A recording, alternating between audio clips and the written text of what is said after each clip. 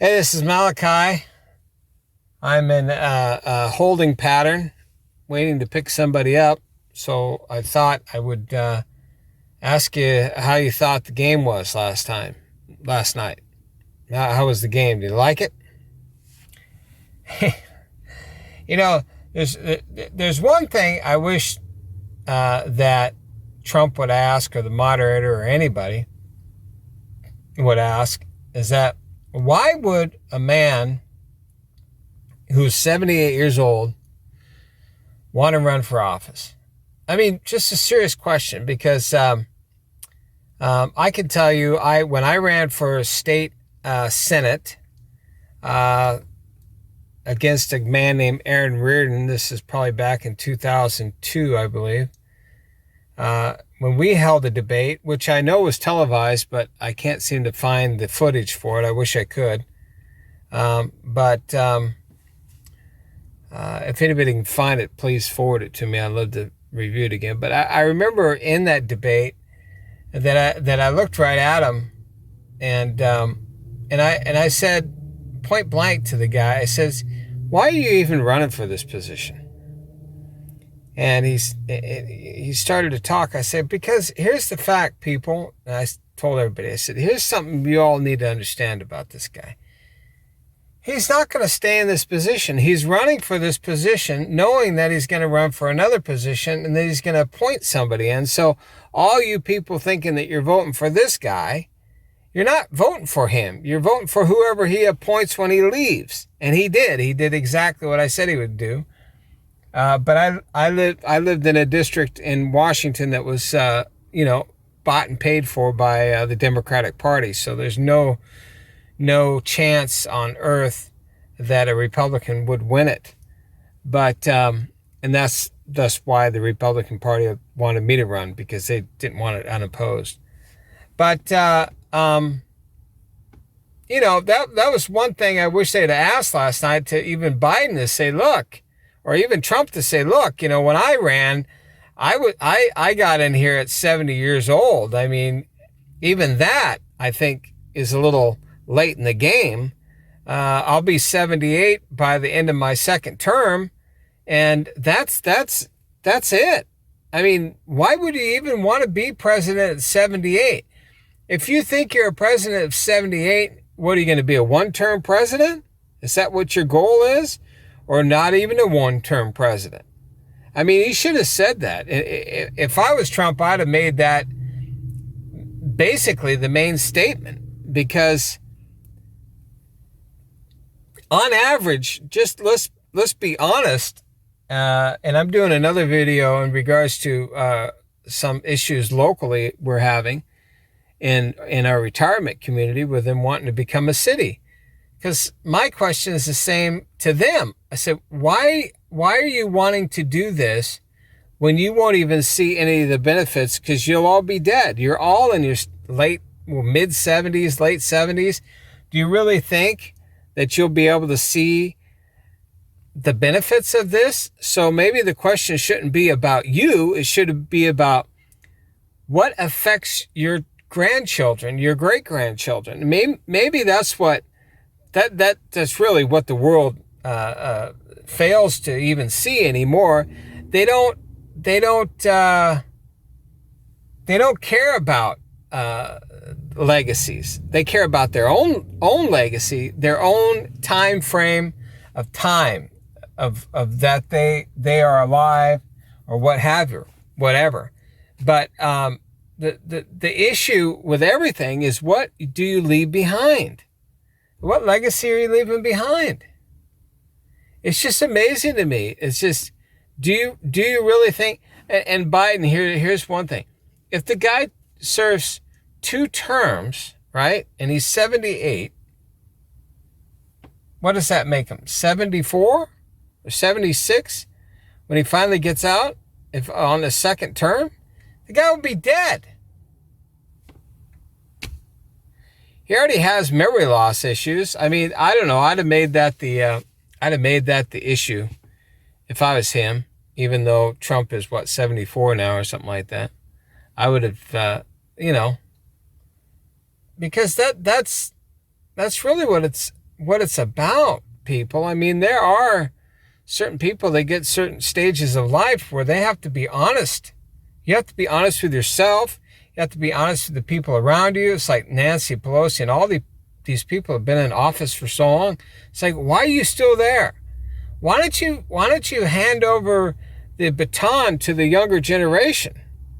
I mean, I know some of them are AOC stupid, but there are some younger people that are a little smarter, I would hope.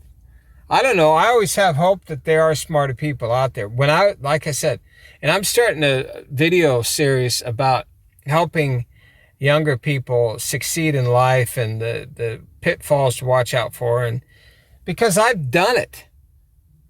I had my first company at 16. Actually, I had it younger than that. But I had my first house at 19 years old. I was technically on paper as what so many people say, a multimillionaire by the time I was early 20s. And I didn't come from any money, and I didn't get any money from my parents, and nobody did anything for me. I bought my first house by myself. I signed for myself. I wrote a letter to the lending agency. Back then, we didn't have credit scores or anything. So I actually, talked to sent a letter to the lender, showed him my background, and showed that, at 17, 18 years old, I was making a crap ton of money, and I had a lot of money saved up already to get into a house, right? So I don't know. But anyways, I always hope that the younger generation will actually be able to achieve things. But then sometimes, to be honest with you, I talk to people that are my age and even older, and I talk to a lot of women, of course, because I'm single. So I'll talk to these women. And it's just like they're brain dead. Nobody can, no, I don't know. I guess that's the way society is. If you looked at Biden yesterday, he was total brain dead. And no, I don't like Trump. I don't like his personality, but I've met guys that are billionaires and millionaires, and they all have kind of a similar personality, or that's kind of an entrepreneurial type personality. Not that all of them are millionaires or billionaires, but, and I might even have that kind of personality. I am kind of brash. I do tell people how I think, how I feel, and I'm not afraid to do what I need to do. And I'm pretty sure that comes off on my videos sometimes, because I get people in the comments leaving stupid ass comments like that. And you don't like the way I talk. But this is there's certain personality traits in certain people that are the reasons why we have done what we have done in life versus to what you have done in your life. Not to say that my life's better than yours or your life's worse than mine. Our lives are what our lives are, But some of us are very driven. I don't have to have anybody tell me to do anything. I'm self-motivated, self-driven to accomplish whatever it is I want to accomplish. And some things are successful and some things are not successful. I don't, and the term success to me isn't about what worked and what didn't. It's about that I had an idea, I had a goal, I had a vision, and I set forth that and I achieved it, whatever level that was of achievement. And some things, like investments, because I started so young investing that my goal was not to see quick returns. I am not one of these guys. Take off my glasses, I guess. I'm not one of these guys that go out and push these false accusations of quick turns on money like so many others do, because that's not how the world works. I mean, the quicker the return, the quicker the loss. I hate to tell you. So everything is really about a slow race. So, but there is a time in life where you have to shit or get off the pot. And there is a time in life where you have to be honest with yourself and everybody around you to go, it's time to pass the torch, or it's time to get off this this horse. You can't ride it anymore. And it's so old too, it can't even hold you anymore. So those are some hard things we have to look at as a society and as a people and in the mirror every day. You know, for me, at 28 years old, I had my first major back surgery. I was unstoppable. If any of you knew me when I was in my 20s, I was unstoppable. I was working 2-3 jobs at a time. I had a recording studio. I worked at Boeing. I had a boiler company. Every single one had success. I was traveling to LA almost every weekend, doing projects, working with different artists, different things like that, plus doing my own music. I was never one of these kind of guys that I had a recording studio and I got so caught up doing everybody else's stuff I forgot about mine, because I did do mine. You get what I'm saying? But it took breaking my back to kind of slow it down a little bit. And even at that, I kept going. And then I had re-broke it again. I ended up having it fused all up. So, and then that didn't stop me. You know, and I had 2 carpal tunnel surgeries. People, I'm like Herman Munster almost, you know. So it's kind of, and that didn't stop me. It just I looked at things a different way. That's why I stopped what I did in construction and things like that, because I don't want to kill myself. I know my limitations, you know. So. And that's another thing. People don't realize their limitations, or they look at limitations as some sort of something bad. It's not bad. We all have limitations. So what? Deal with them. Get over them. Get over it. Find something else and stop worrying about what other people think about you. Obviously, Trump doesn't give a crap. But like I said, I think even in his debate, you know, I truly believe, well, I've always believed this. God's in total control. And I know what God has promised me personally. Has promised me. He's made promises to me and he will not break his promise. And there's some things that have not happened that were part of a promise that he gave. So therefore, I don't sweat it. I don't sweat anything. I don't get too caught up on this stuff. Do I like the COVID thing? Do I realize what's going on with that? Yeah, I do. I see it.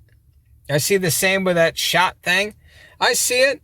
I hear it. I see everything. But am I going to make that my God over God? No, because I know what he promised me. I remember talking to one guy who used to have a pretty good YouTube channel. He was in Uprising, and he was a rising star, I guess you'd say. And then I don't know, he's an ex-con. Maybe he got caught up back into that world. I don't know what happened to him. But I remember talking to him one time. I said, well, did God ever make a promise to you? And he said, yeah. I said, did he fulfill it or did he not fulfill it? He said, well, he's fulfilled every promise that he told me. I said, well, I guess then you're not promised tomorrow then. For me, he's made promises to me that have not been fulfilled. So in a sense, my tomorrow is promised, at least to me. Maybe not to you, but to me it is. Because those promises he made have not been fulfilled. But when they are fulfilled, then there's no guarantee of the next day. That's the thing, see? Anyways, that's it. That's all I have to say. I'm just here resting and talking to my daughter on other social media platforms, and she's in school, but as soon as she gets a break, we chat. And so in the middle of chatting, so I thought I would make this chat.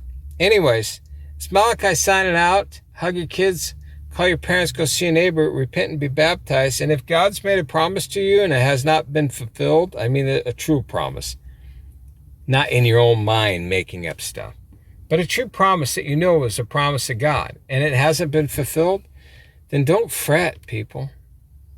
The promises will be. Even Moses got to see the promised land. You get it?